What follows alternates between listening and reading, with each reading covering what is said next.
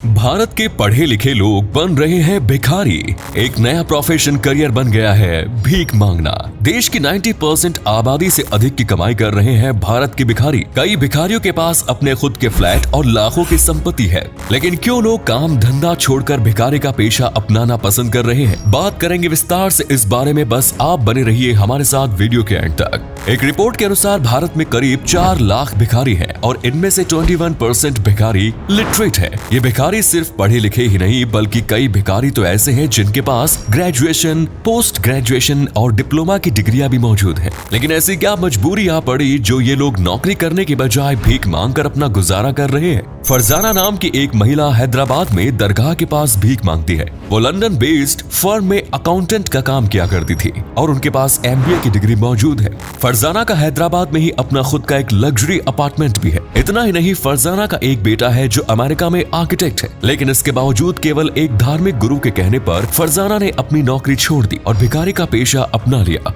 कुछ और ऐसे उदाहरणों पे नजर डालते हैं। दिनेश द्विवेदी रिटायर्ड संस्कृत टीचर हैं और उनके पास डबल PhD की डिग्री है। इतना पढ़ा लिखा होने के बाद भी दिनेश भीख मांग रहे हैं। बालकृष्णन भारतीय सेना से रिटायर्ड सैनिक है। एक जंग में उन्हें शारीरिक विकलांगता आ गई थी, जिसके बाद दिनेश ने भीख मांगने का पेशा शुरू किया। मुंबई में मस्सू नाम का एक भिखारी है जो रोजाना रात को 8 बजे ऑटो से लोखंडवाला पहुंचता है, अपने कपड़े बदलता है और फिर भीख मांगना शुरू करता है। रात भर भीख मांगने के बाद मस्सू अपने कपड़े बदलता है और ऑटो से वापस अंधेरे स्थित अपने फ्लैट में चला जाता है। एक रेगुलर एम्प्लॉय की तरह मस्सू भीख मांगता है और पूरी शिद्दत के साथ अपनी ड्यूटी निभाता है। मस्सू के अंधेरे में 2 फ्लैट है और लाखों रुपए का बैंक बैलेंस भी उनके पास मौजूद है। इस तरह के और भी कई उदाहरण आपको मिल जाएंगे। लेकिन आखिर क्यों ये लोग भीख मांग रहे हैं? इसके पीछे कई कारण है। एक शख्स ने इस पूरे मामले की तह तक जाने की कोशिश की। वो भिखारी जैसा हुलिया धारण करता है और सड़कों पर भीख मांगता है। केवल 1 घंटे में ही उसे 200 रुपए से अधिक की भीख मिल जाती है, यानी कि दिन में 5 से 8 घंटे भीख मांगता है तो आराम से 1000 से 1500 रुपयों की कमाई वो एक दिन में कर सकता है। इस लिहाज से देखा जाए तो एक भिखारी महीने में 30 से 45 हजार रुपए की कमाई कर लेता है। वहीं यदि नौकरी पेशे लोगों के कुछ आंकड़ों पर नजर डाली जाए तो आज भारत की 90% आबादी जो नौकरी कर रही है वो महीने का 25,000 रुपए या उससे कम कमा पाती है, और इनमें भी करीब 65% लोग ऐसे हैं जो महीने के 15,000 ही कमा पाते हैं। यदि आप हर महीने 25,000 से अधिक की कमाई कर रहे हैं तो समझिए कि देश की 90% लोगों से अधिक की कमाई आप कर रहे हैं। यदि पढ़ने लिखने के बाद भी मनचाही नौकरी ना मिले और बहुत कम पैकेज पर नौकरी करनी पड़े तो लोगों को निराशा हाथ लगती है। उन्हें लगता है कि भीख मांगना इससे अधिक सरल काम है। भीख मांगने में शारीरिक कष्ट तो होता है, लेकिन बहुत अधिक मेहनत उन्हें नहीं करनी पड़ती। और इससे भी अच्छी बात यह है कि इस काम के जरिए वे नौकरी पेशे लोगों से अधिक की कमाई कर सकते हैं।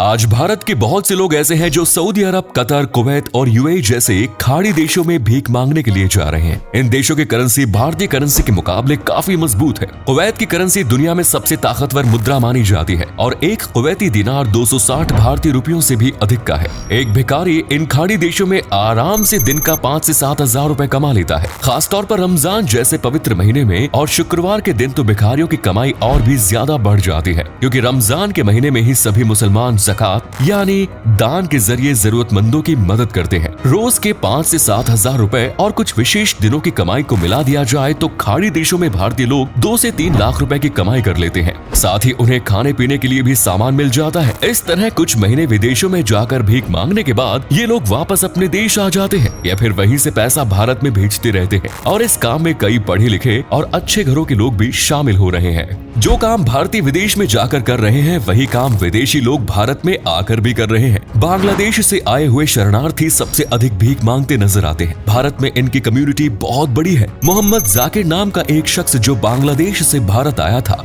और सालों से भारत में भीख मांग रहा है। उसकी कुल संपत्ति 75 लाख रुपए है और बांग्लादेश में उसकी अपने खुद की प्रॉपर्टी भी है। द हिंदू ने हैदराबाद में एक सर्वे कराया था जिसमें 25,000 भिखारियों को शामिल किया गया। इस सर्वे की रिपोर्ट के अनुसार प्रत्येक भिखारी 15,000 रुपए महीने कम से कम कमा लेता है। कई लोगों के तो पूरे परिवार इसी धंधे में शामिल है, यानी पूरा परिवार मिलकर 40 से 50 हजार रुपयों की कमाई कर लेता है।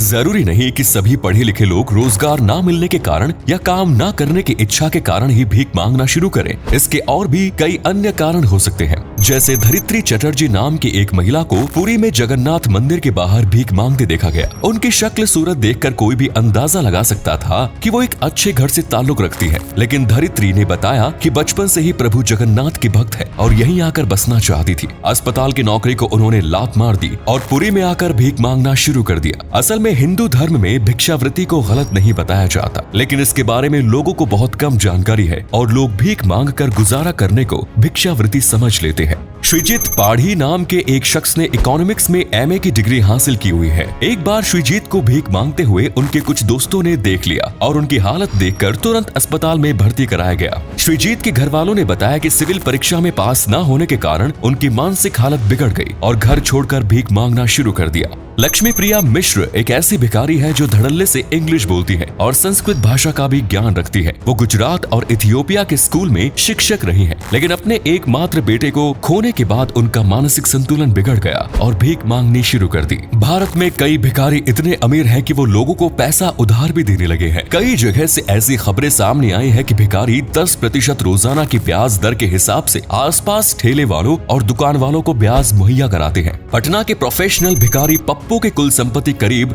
1.25 करोड़ रुपीस है और उसने 10 लाख से अधिक रुपए ब्याज पर चढ़ाए हुए हैं। बिहार के ही मुजफ्फरपुर जिले में तो भिखारियों की कम्युनिटी ने ही अपना खुद का बैंक खोल लिया है। ये बैंक आम बैंक्स की तरह ही काम करता है। जो भी भिखारी पैसा जमा कराते हैं उन्हें 1% इंटरेस्ट मिलता है और फिर वो पैसा आगे अन्य व्यापारियों को उधार दे देते हैं।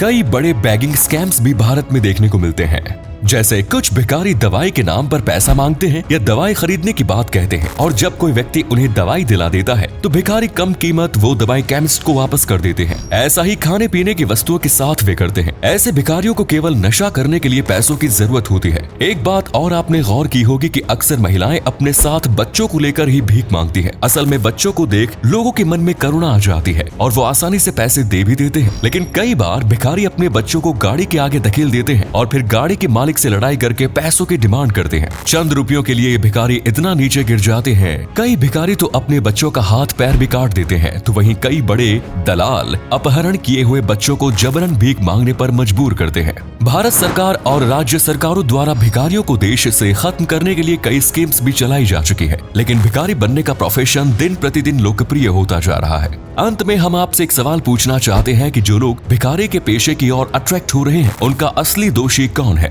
आप और हम, जो आसानी से इन मासूम भिखारियों पर भरोसा कर लेते हैं और अपनी मेहनत की कमाई इनको दे देते हैं। क्या हमें भिखारियों को पैसा देना बंद कर देना चाहिए? लेकिन यदि ऐसा करते हैं तो उन लोगों का क्या होगा जो वास्तव में मदद के हकदार हैं? इस बारे में अपने विचार कमेंट बॉक्स में दीजिए। अगर आपको आज की ये जानकारी अच्छी लगी तो वीडियो को लाइक कीजिए, शेयर कीजिए। धन्यवाद।